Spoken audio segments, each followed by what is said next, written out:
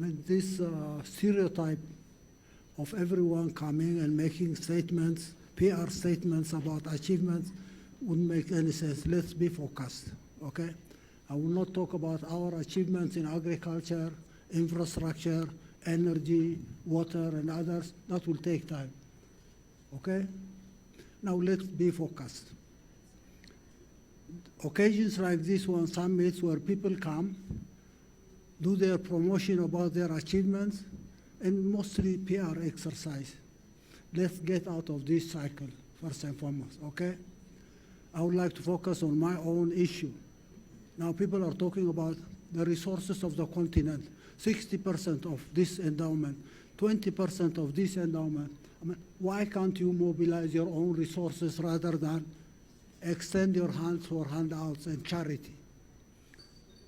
Is there a way of mobilizing these resources in the continent? How do you mobilize these resources? Can you mobilize the resources of Niger that are going to Europe, uranium and what have you? What about the mineral resources of this continent? Are you mobilizing these resources for the development of the continent, for climate change? What are these resources? Everybody is talking about their achievements in their own locality, in their own national borders, without even addressing the real issues challenging this continent. Talk about the continent's challenge and try to find solutions for this challenge, okay? We're talking about climate change, you're talking about resources, you are talking about so many things. Don't divert focus on non-issues, okay?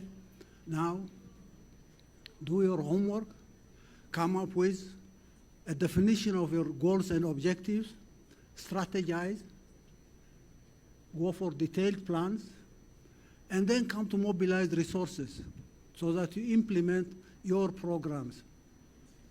Otherwise, I don't want to waste your time and waste my time talking about our achievements in Eritrea.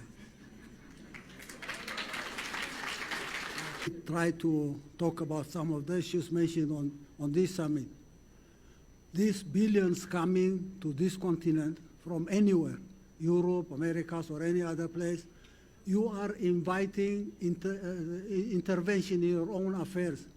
And this money coming from there, billions and billions, will be siphoned back there.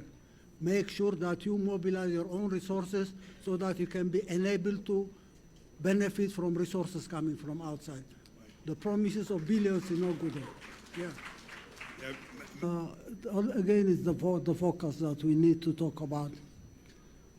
You're talking about corrupt governments and comparing them with the private sector and promoting the private sector, the private sector, the private sector.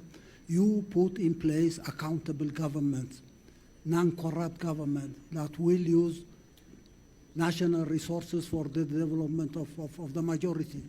This is not a matter of polarizing the private sector and the public sector. These classical arguments about the private sector, the public sector, that makes sense at all. It's out of context. We need to be focused on this matter. We can't blame governments and bring non-governmental organizations to manage our affairs. That is phenomenal. In Africa, go everywhere. Non-governmental government, non-governmental organizations are managing governments and discrediting governments and